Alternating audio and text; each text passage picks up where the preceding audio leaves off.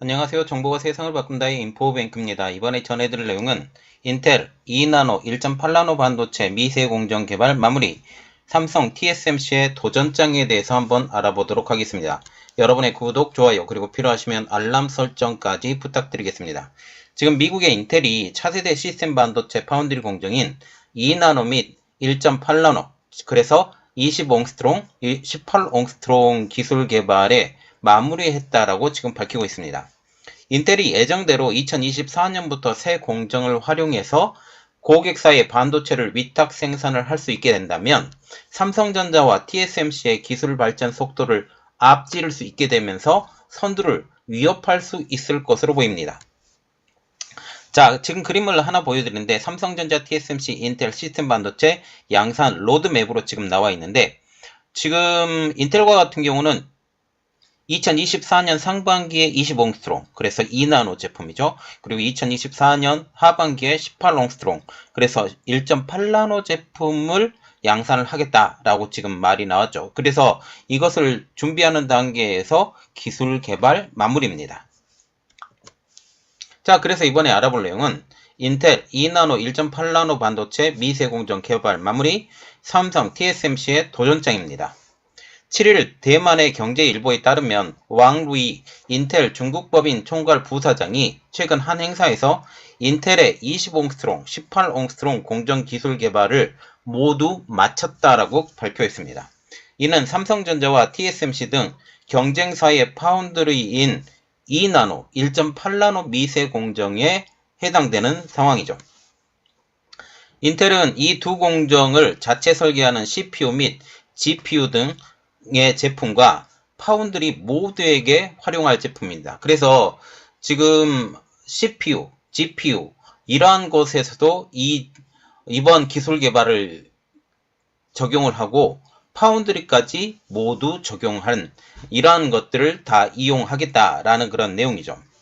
자, 그래서 제가 그 전에 한번 이야기 드렸던 게 뭐냐면, 지금 인텔이 파운드리로 재진출을 했을 때 기술 개발을 더욱더 하게 되면 그들이 지금 7나노급 이야기하고 있는데 10나노 이하로 지금 접어들지 못하고 있는 상황이 더욱더 빨리 접어들 수 있을 것이다 라고 말을 했는데, 이게 실질적으로 가능하게 될 것이다 라고 지금 얘기가 나오고 있는 것이죠. 물론 공정기술 개발이 양산 준비를 뜻하는 것은 아닙니다. 이를 실제로 생산하기 위해서는, 말하자면 양산하기 위해서는 장비, 소재, 생산시설들을 구축해야 되기 때문이죠. 공장도 지어야 되고 여기에 기기도 들어가야 되고 이것 수율도 맞춰야 되고 여러 가지 조건들이 다 맞아야만이 이 양산에 본격적으로 들어갈 수 있다라는 사실이죠. 현재 인텔은 2나노 공정을 2024년 상반기, 1.8나노 공정을 2025년 하반기부터 생산 라인에 도입한다라는 계획을 세우고 있습니다. 자, 지금 보시면 이렇게 되는 거예요. 그래서 원래 2024년 하반기부터 원래는 인텔이 18옹스트롱을 적용하려고 했는데 지금 1년이 미끄러졌어요. 2나노를 좀 더 안정화시키고 1.8나노를 적용하겠다라고 계획을 세운 것이 지금 인텔이라는 사실이죠. TSMC와 삼성전자의 2나노 예상 양산 시점은 2025년.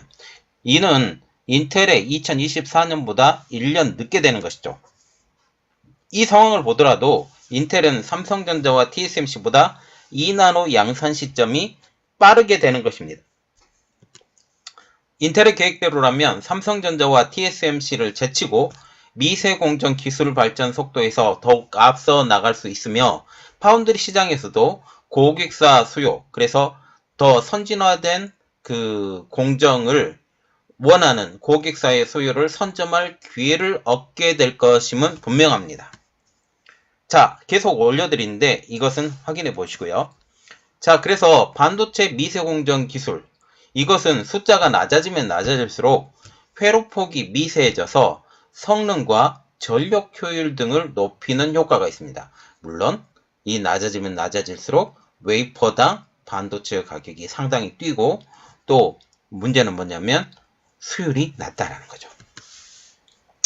특히 인공지능 및 자율주행 반도체, 군사 무기 등 분야에서 핵심 기술로 꼽히고 있습니다. 인텔은 미국과 유럽에 건설하는 반도체 파운드리 공장에 2나노 이하 공정을 활용하겠다라는 계획을 세우고 있죠. 여기에 인텔은 팹리스 업체들에게 자신들의 강점을 가지고 있는, 그래서 지금 CPU에서 쓰이고 있는 X86 프로세서를 공개하고 리스크5를 스타트업인 사이5와 협업을 하고 있습니다. 사이5가 지금 지금 인텔의 2나노 공정으로 제품을 만들겠다라고 지금 선언을 한 상황이죠. 이렇듯 사이5와 협업을 통해서도 리스크5 기반의 프로세스 생산 노하우를 확보할 수 있을 것으로 보입니다. 또한 ARM 기반의 칩에 대한 협업도 진행할 것으로 보이는데요. 인텔이 이전에 파운드리를 운영할 때도 ARM 기반의 칩을 제조한 적이 있었기 때문입니다. 그래서 지금 인텔의 가장 장점은 프로세서, 그래서 IP가 다양하다라는 거죠. X86, RISC-V, 그리고 ARM, 이 모든 것들을 다 적용해서 지금 반도체를 만들어줄 수 있다라는 게 장점입니다. 그런데 문제는 파운드리 분야에서의 인텔의 미미한 성적. 현재 세계 반도체 파운드리 시장에서 인텔의 점유율은 집계하기 어려울 정도로 미미한 수준입니다.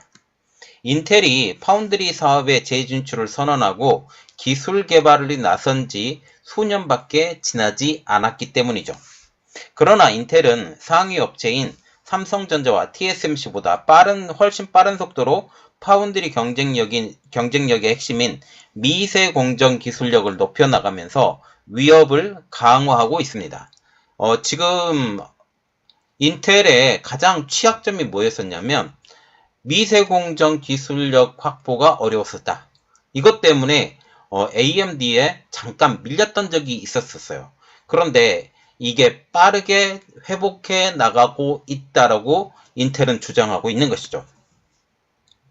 또한 인텔이 가지고 있는 후공정도 굉장한 강점으로 꼽히고 있습니다.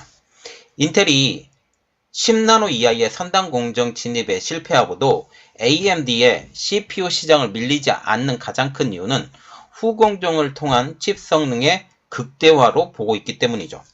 경제일보는 반도체 업계에서 인텔과 TSMC의 기술 경쟁에 더욱 주목할 수밖에 없게 되었다라고 하면서 신기술 발전 속도가 시장의 예상치를 뛰어넘어 놀라움을 안겼기 때문이라고 보도를 했습니다. 인텔이 이처럼 빠른 속도로 미세 공정 기술을 키울 수 있었던 배경은 과감한 시설 투자, 그리고 연구개발 전략입니다. R&D에 어마어마한 돈을 투입했다라는 것이죠. 일찌감치 2나노 및 1.8나노 공정 개발 목표를 세운 인텔은 미세 공정 기술 연구팀을 분할을 해서 운영하면서, 그래서 2나노 팀 따로, 1.8나노 팀 따로 이렇게 운영하면서 각 연구팀이 각각 다른 기술에 집중하도록 했습니다. 삼성전자와 TSMC가 3나노, 2나노, 1나노대 공정 등을 순차적으로 개발하겠다라는 계획을 세우고 있는 것과는 상반된 전략이죠. 지금 TSMC와 같은 경우는 3나노 기술이 개발이 끝나자 이제 2나노 기술 개발을 하겠다라고 이렇게 얘기를 했죠. 이러한 것, 순차적으로 하는 것과 병렬적으로 하는 것을 다르다라는 거죠. 인텔이 CPU 등 자체 제품 생산을 위해 3나노 공정을 투자를 늘리는 대신에 TSMC의 3나노 파운드리 위탁 생산을 맡기기로 한 점도 차세대 공정의 선택과 집중을 위한 목적으로 분석되고 있습니다. 지금 인텔과 같은 경우는 자체 공정을 통한 3나노를 이용하지 않아요. 투자도 하지 않았죠.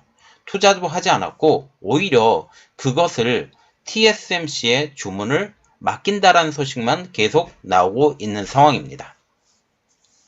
현재 자신들이 4나노와 3나노에 진입하지 못하는 상황에서 TSMC의 공정을 이용하고 자신들은 연구에 매진하겠다라는 것이죠. 왕 부사장이 인텔이 2025년에는 파운드리 기술에서 확실한 선두 기업으로 자리 잡을 것이라고 하면서 삼성전자와 TSMC를 모두 제칠 수 있다라는 점도 지금 자신하고 있습니다. 그런데 업계에서는 인텔의 이러한 계획을 다소 무리한 계획이라고 말하고 있습니다. 차세대 미세 공정을 실제로 파운드리 사업에 활용을 하려면 충분한 양산 능력과 수율, 가격 경쟁력 이 모두를 다 갖춰야 되기 때문이죠. 그래서 제품을 만드는 양산 실력도 충분하게 올라와야 되고 여기에 이것의 수율이 높아지면 가격 경쟁력까지 높아지기 때문에 좀 더 합리적인 가격으로 이러한 것들을 판매해야 되기 때문이죠. 또한 인텔이 목표한 생산 시점까지 양산 체계를 구축한다 할지라도 고객사 확보에 성공하리라는 보장도 없는 상황입니다. 만약 양산 능력 좋아, 수율 좋아, 근데 가격 경쟁력까지 확보가 되지 않으면 이것에 대해서 혹하는 사람이 없고 또한 2나노로 만든 반도체 칩이 이전에 3나노로 만든 반도체 칩보다 그렇게 성능 향상이 없다라고 말을 한다면 이것도 무리라고 지금 생각을 하게 되는 것이죠. 또 하나의 문제점은 2나노부터는 일반 EUV 노광 장비가 아닌 차세대 EUV 장비인 하이 NA 장비가 필요한데 이 장비의 수급 또한 중요한 변수로 작용하고 있다는 점입니다. 인텔의 2나노 양산 시점까지 충분한 하이 NA 장비 공급이 될지는 아직까지 불투명하기 때문이죠. 이것이 가능하게 되려면 모든 그 ASML이 충분하게 만들어서 이것을 인텔에 공급해야 되기 때문입니다. 여기에 삼성전자, TSMC도 하이 NA의 구매에 대해서 지금 목을 매달고 있는 상황이기 때문에 이것까지 구매를 가능하게 하는 건지 그것도 관심이 집중되고 있는 것이죠. 그럼에도 불구하고 만약 인텔이 이러한 여러가지 난관을 딛고 2나노 및 1.8나노 미세 공정을 적기에 도입한다면 삼성전자와 TSMC의 파운드리 사업에는 강력한 위협이 될 수 있다라는 분석까지 나오고 있습니다. 이 모든 것이 성공한다면의 조건이 있어요. 인텔에는 미국의 팹리스들이 우군으로 자리 잡을 수 있기 때문입니다. 이미 퀄컴과 아마존을 자신의 고객사로 유치했기 때문이죠. 그래서 퀄컴과 아마존과 같은 경우는 2나노부터는 지금 인텔의 이 공정을 이용하겠다라고 말이 나오고 있는 상황에서 만약 이대로 성공하고 가격 좋고 수율 좋고 적기에 도입하고 양산 가능하고 이러한 것이 가능하다면 그들이 안 할 필요가 없다라는 사실이죠. 삼성전자는 2나노 공정을 2025년 도입한 후 2027년에서야 차기 공정인 1.4나노 미세 공정을 파운드리 사업에 활용한다라는 계획을 세우고 있습니다.